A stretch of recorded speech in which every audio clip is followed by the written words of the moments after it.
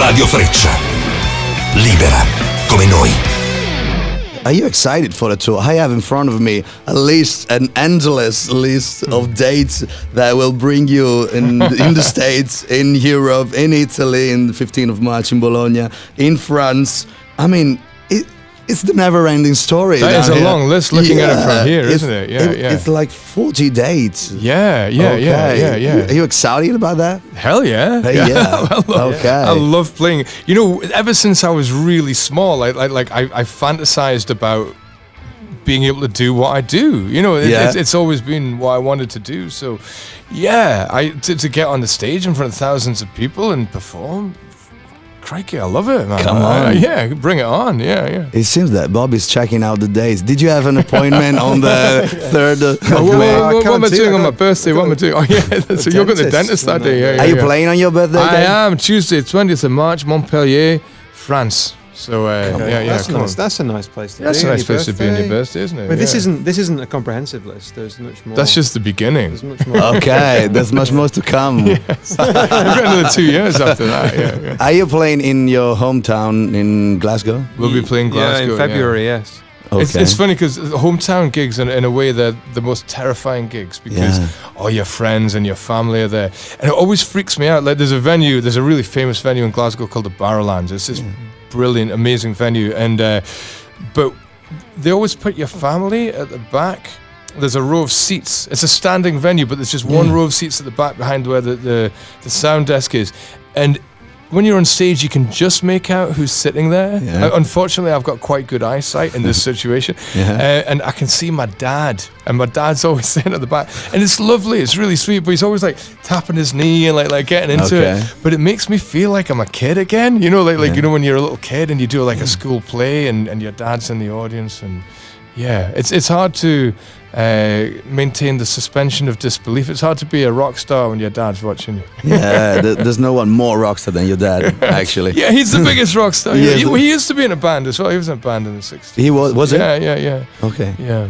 Did they cover the Beatles? Did they were like an R&B band. Like they played like kind of Muddy Waters and Howlin' Wolf and that sort of stuff. Okay. Yeah. Have you ever listened to his stuff? No, I never recorded anything, fortunately. I suspect. Hi, Dad. Great. We mentioned Glasgow before, and is there a difference between the English scene and the Scottish scene? Oh my God, completely different countries. You know, it's like saying, is there a difference between the Italian scene and the Spanish scene? You know, but in the music business, in the sound. Yeah, and also specifically Glasgow. Like in the UK, there are a lot of cities that have identities of their own. Like I'd say, we all know the old identity of Liverpool that kind of came about in the 60s, but Manchester has a very distinct scene around about it. London, of course, has a scene. The northeast of England as well, like around about Newcastle has a scene, in Sunderland. Even Fife in Scotland, but Glasgow's had this very long history of music from it, and a really distinct identity. And you know, some great bands have come out of Glasgow over the years. How is the Scottish audience, apart from your dad, of course? I think people, touring bands you meet, they tour internationally, come to play in Scotland, always rate it as one of the best crowds. I think the Barrowlands in particular is kind of legendary amongst musicians of being somewhere to play. You know? Okay, but we might be partisan here, but yeah, I'd say it's the best audience in the world. I've been to see loads of bands, like American bands and Irish bands and other European bands come and play in the Barrowlands, and they always make a point of saying, this is a great venue, we look forward to playing here. Like, you know, James Murphy from LCD Sound System, he loves the Barrowlands. Whenever they come, he plays 2 nights, you know, because he doesn't. It's his favourite venue in the world. When you go and play a gig in Glasgow, if you play the Barrowlands, you can measure the success of a band's performance by what happens to the beer. Okay, you mentioned the success in liters, right? Yeah, there's going to be lots of liters of beer no matter what. But it's whether if the performance is bad, the beer ends up on the stage. If it's a great performance, it just goes flying in the air. Everybody's so excited that the beer just gets chucked up. If you don't get things thrown at you, it's probably a pretty good one. Okay. But sometimes if it's a good one, you do get it thrown at you. The more beer flies around, the better the performance is. Yeah, the more beer is always better, you know. Yeah, definitely. Am I right in saying the Barrowlands is the picture you put on your Facebook page? That's right. Yeah, you got it, man. That's the venue. We nicked the logo. It's the logo. We were inspired, stroke appropriated, stroke stole the logo from. Yeah. Okay. We did ask them first, and they were fine with it. Yeah. Okay.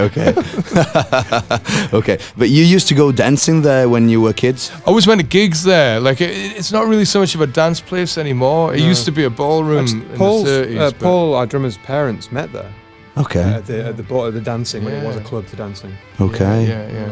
Okay. But it's a great place. I remember going to see My Bloody Valentine. Maybe that was my first gig in the Barrowlands.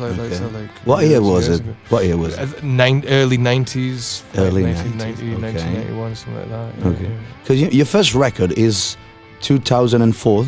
That's right, yes. Okay. Yeah. And how old were you when it came out? I was 32 when that came out. 32? Yeah, I'm 45 now. Yeah, that's quite, that's the opposite of the garage band, No, you're right. I mean, it wasn't my first record. I'd been in loads of other bands that didn't get to come to Italy on tour. Okay. And so I'd been in bands, I'd worked as a chef, I'd done all sorts of things before, and so when Franz Ferdinand took off, it was quite a change in life for me, you know. But I'm glad it came about that way. I'm glad to have had the experience of playing in all those other bands, and Do you ever regret you haven't started earlier? No, because I still played in bands, and I always. The funny thing is, I was always a musician. Like even if I was working in a bar 48 hours a week, I was still always a musician because that's what I did and what I do. And it's what my soul was. Okay. And even if those bands didn't have success, it was still my life and what I did. And it just happened to be that it wasn't until I was 32 that it took off. Okay.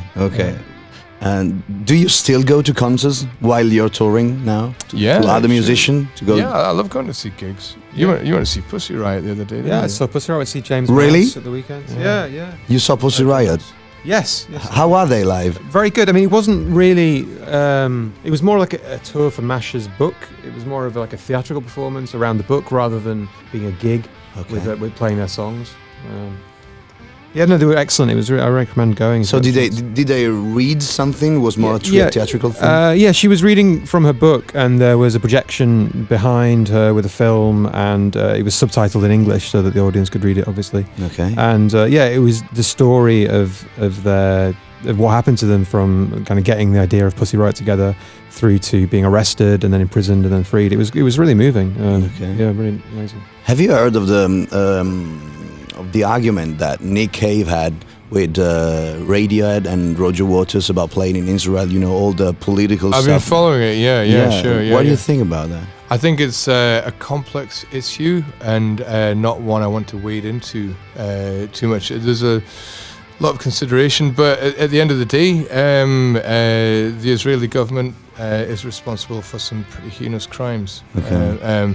When it becomes complicated is that there are other governments around the world who behave in abhorrent ways as well. And if you say you're quite rightfully going to refuse to play in Israel because of the way the government behaves, then you might need to apply it to other countries as well. Okay, because Tom Morello stated a couple of days ago that you have to distinguish the artistic career from the person, and then you can hate the person, but you can still love the careers. Yeah, no. Sound. I mean, I totally agree. And the other reason it gets complicated is because there will be people in Israel who will be going to a Nick Cave gig who absolutely hate that government as well. So it's a very complicated issue, a very, very complicated issue. Yeah, it is. It is. Definitely it is. Yeah. Thank you very much, guys. Can't begin to thank you. Oh, no, thank you. Thanks for having us on. It was great, and cheers. Thanks. All the best. Cheers. Thank you. Radio Freccia. Libera come noi.